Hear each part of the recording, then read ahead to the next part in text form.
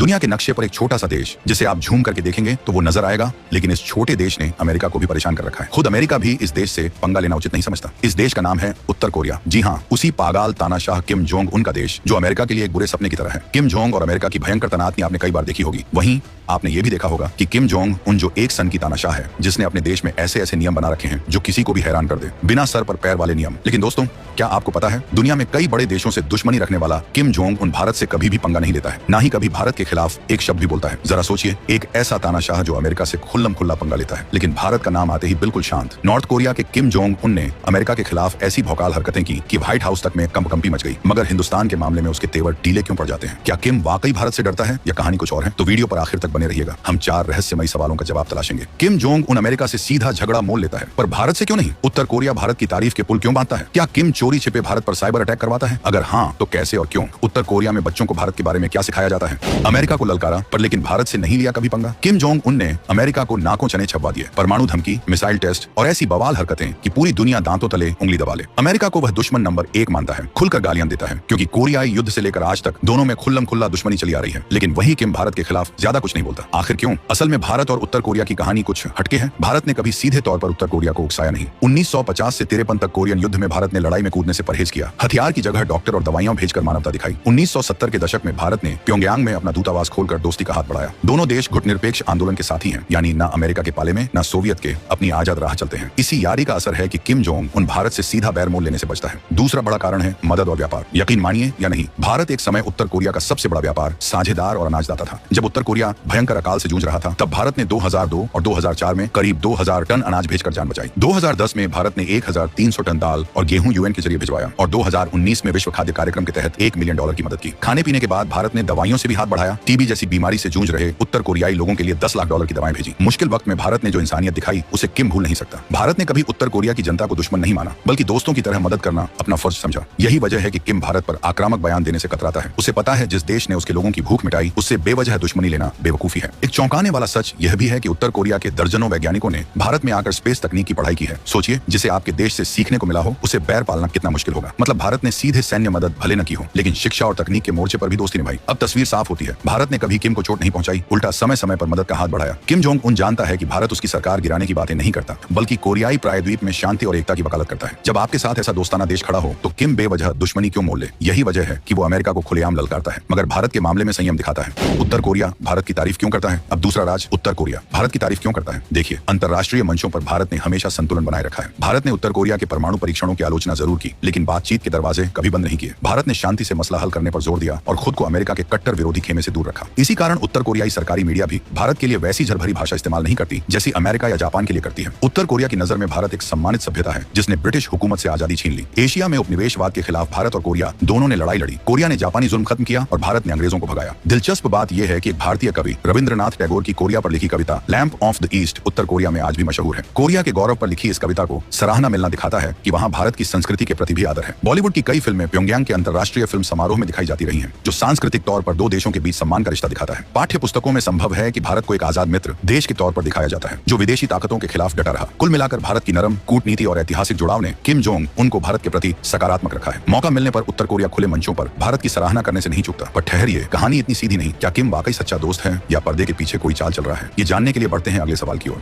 क्या किम चोरी छिपे हैकिंग हमले करवाता है? लेकिन दोस्तों, जो दिखता है वो पूरा सच नहीं। अब आते हैं तीसरे सनसनीखेज सवाल पर। क्या किम जोंग उन भारत पर साइबर हमले करवाता है? जवाब है हाँ, और बड़े शातिर अंदाज में। सामने दोस्ती, पीछे साइबर वॉरफेयर। उत्तर कोरिया के पास एक कुख्यात हैकर ग्रुप है, लेजर्स ग्रुप, जो दुनिया भर में साइबर अटैक के लिए बदनाम है। भारत भी इसका निशाना बन चुका है। 2018 में पुणे के कॉस्मोस बैंक से एक झटके में 94 करोड़ रुपए हैक कर उड़ा लिए गए। शक सीधा उत्तर कोरिया के लेजर्स ग्रुप पर गया और बाद में संयुक्त राष्ट्र ने पुष्टि की कि इस साइबर डकैती के पीछे उत्तर कोरिया ही था। सोचिए, किम जोंग उन ने कीबोर्ड के कमाल से भारत में करोड़ों का चूना लगा दिया, बिना गोली चलाए ही तूफान मचा डाला। अब सवाल उठता है, किम ये साइबर हमला क्यों करवाता है? वजह है पैसों की भूख और प्रतिबंधों का तोड़। उत्तर कोरिया पर आर्थिक पाबंदियां हैं, ऐसे में चोरी के पैसे से ही किम जोंग का देश चलता है। संयुक्त राष्ट्र की रिपोर्ट बताती है कि प्रतिबंधों से बचने के लिए उत्तर कोरियाई हैकर दुनिया भर से धन चुराने में लगे हैं। ये पैसा मिसाइल और परमाणु कार्यक्रम चलाने में लगाया जाता है, यानी सामने से दोस्ती दिखाओ और पीठ पीछे दुश्मनों के बैंक लूट कर अपना काम निकालो। किम की ये चाल भारत के साथ भी चली। सिर्फ बैंक ही नहीं, उत्तर कोरिया भारत के संवेदनशील ठिकानों पर भी साइबर नजर गड़ाए हैं। 2019 में भारत के कुडनकुलम न्यूक्लियर पावर प्लांट के IT नेटवर्क में उत्तर कोरियाई हैकरों का मालवेयर पकड़ा गया। एक विशेषज्ञ ने तो इसे भारत पर युद्ध छेड़ने के बराबर करार दिया। मतलब किम चुपके हमारे परमाणु ठिकानों की टोह लेने से भी नहीं चूक रहा। और कुख्यात वानाक्राई रैंसमवेयर हमला भी उत्तर कोरिया की देन था, जिसने भारत समेत दुनिया भर में कंप्यूटर सिस्टम ठप कर दिए थे। यानी किम जोंग उन सीधे जंग भले न छिड़े, लेकिन डिजिटल दुनिया में गजब की खलबली मचाए हुए है। उत्तर कोरिया में बच्चों को भारत के बारे में क्या सिखाते हैं? अब आखिरी सवाल, उत्तर कोरिया में बच्चों को भारत के बारे में क्या सिखाया जाता है? उत्तर कोरिया एक बंद समाज है जहां पाठ्यक्रम भी सरकार के प्रोपेगेंडा से भरे होते हैं। वहां बच्चों को सिखाया जाता है कि किम परिवार देवता है और अमेरिका सबसे बड़ा शैतान। जापान और दक्षिण कोरिया को भी दुश्मन के रूप में दिखाया जाता है, लेकिन भारत का जिक्र आने पर कोई झर नहीं उगला जाता। भारत ने कभी उत्तर कोरिया को सीधे नुकसान नहीं पहुंचाया तो उसे दुश्मन बताने की वजह भी नहीं। संभव है कि इतिहास की किताबों में भारत को एक दोस्त देश के तौर पर दिखाया जाता हो जिसने विदेशी हुकूमत से आजादी पाई, ठीक वैसे ही जैसे कोरिया ने जापान से पाई थी। मतलब उत्तर कोरियाई किताबों में भारत के प्रति नकारात्मकता नहीं बल्कि मूलतः सम्मान का ही भाव मिलता है। आखिर में सबसे बड़ा खुलासा, किम भारत से खुलकर पंगा नहीं लेता क्योंकि वो जानता है कि भारत अब कमजोर नहीं। भारत आज मिसाइल ताकत और परमाणु शक्ति में सबका बाप है। अगर किम ने हिंदुस्तान को छेड़ा तो उसे करारा जवाब मिलेगा। दूसरा, भारत से दोस्ती रखने में ही फायदा है। जो देश मुश्किल वक्त में दवा अनाज भिजवाता है उसे क्यों दुश्मन बनाना। लेकिन किम ने एक चाल चली, सामने से नरमी, अंदर से वार। उसने पाकिस्तान के साथ मिलकर भारत को घेरने की साजिश रची। उत्तर कोरिया ने पाकिस्तान को मिसाइल टेक्नोलॉजी दी और बदले में पाकिस्तान ने उसे परमाणु बम बनाने में मदद पहुंचाई। 1999 में भारत ने एक उत्तर कोरियाई जहाज पकड़ा जिसमें मिसाइलों के ब्लूप्रिंट भरे थे। ये सबूत था उस गुप्त यारी का। यानी किम सीधे भिड़ने से डरता है पर परोक्ष रूप से भारत को परेशान करने से बाज नहीं आता। अब दौर बदल चुका है। ये नया भारत है जो दोस्ती निभाना भी जानता है और दुश्मन को मजा चखाना भी। हमने दुनिया के सामने शांति और सम्मान का मार्ग चुना है, मगर कोई आंख दिखाएगा तो छोड़ेंगे नहीं। किम जोंग उन भी समझ चुका है कि भारत को छेड़ना आसान नहीं, इसलिए वो सावधान रहता है।